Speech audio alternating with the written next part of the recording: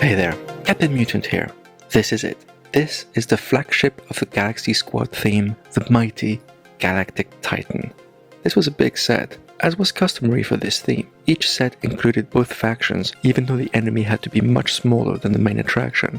We saw it with the Swarm Interceptor and with the impressive Hive Crawler, and the same is true for set 70709. Here, the Galactic Titan faces opposition from the Hive Tower and a large caterpillar, all wrapped up in just over 1,000 pieces of plastic. Let's start by taking a look at the minifigures.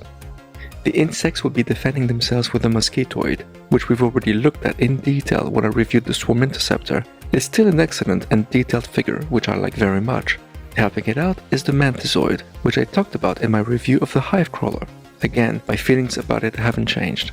In addition to them is a small flying Insectoid, which is a cool looking creature and was also part of the Hive Crawler set, and I finally figured out the other way you can place it on the ground. Facing up against these are the intrepid crew of the Titan. We have Solomon Blaze, the same character we had with the Swarm Interceptor, so there's nothing new to report here. His ginger companion is Max Solarflare. He's practically identical, except his eye gear is on the left, and his ginger. Like Solomon, he also has an alternative face with his mask on. And finally, we have their humanoid robot Sidekick. Its face isn't as quirky as the one included with the Hive Crawler, and it looks much more menacing as a result. He comes with a brick-built jetpack, and I like the fact that they imaginatively used rifle pieces as the jets, and an impressive and sinister-looking brick-built rifle.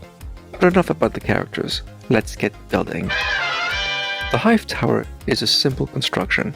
There's a lever at the base which we'll discuss later, but apart from that, the build is pretty straightforward. There's good use of transparent pieces and claw pieces to give this building an alien look, and I like the simpler way that was used to connect the two extensions at an angle and secure them in place. It's a simple enough design as it's only made up of a handful of pieces, but it does look suitably alien. Remember that lever? It's designed to be a play feature. You can use it to flick an egg that's placed at the top of the tower onto the unsuspected humans, but it doesn't really work that well. Oh well, 1 out of 3 tries ain't too bad, I guess. The caterpillar is an even simpler construct. It's made up of 4 sections which are practically identical. The front has an impressive claw-like mouth, and the back is designed to hold a cocoon. These purple pods are meant to hold humans for some mysterious and undoubtedly unpleasant fate. I do like that you can angle each section of the beast somewhat, making it undulate on an alien world's surface. But really, both these builds are but the appetizer. We've all come to check out the Galactic Titan, so without further ado, let's get on with it. As is usual with the human vehicles, it comes in 2 parts. The first one is the Planetary Defender, and it's made up of a lot of Technic pieces, like a lot. The base is one big Technic assembly, and once you move beyond that, there's a few plates and bricks to use, but the whole vehicle mostly feels empty, like it's just a frame.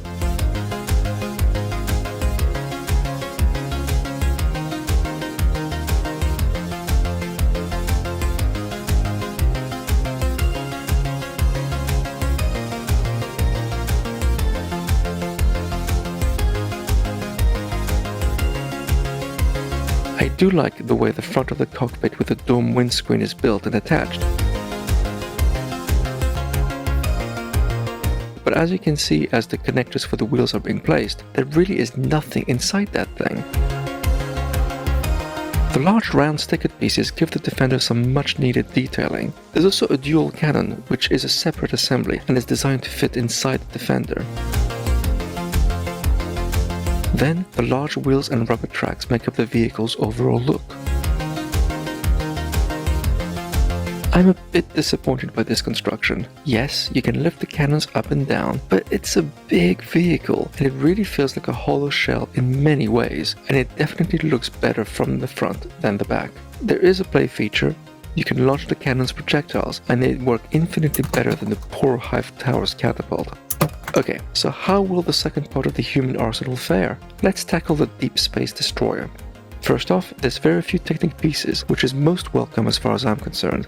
The build is small and compact. I like that the cockpit has space for 2 figures, one above the other, and the seat part is interestingly detailed. Again, the sides are made to look good thanks to large round pieces and a good amount of stickers. The tail end is where the Technic construction comes back, but it's really minimal.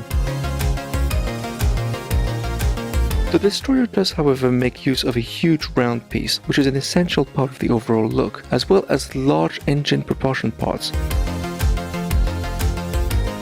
and a large cockpit piece.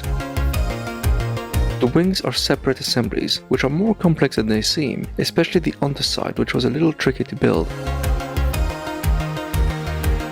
A bulky laser weapon of some sort makes up a large part of them.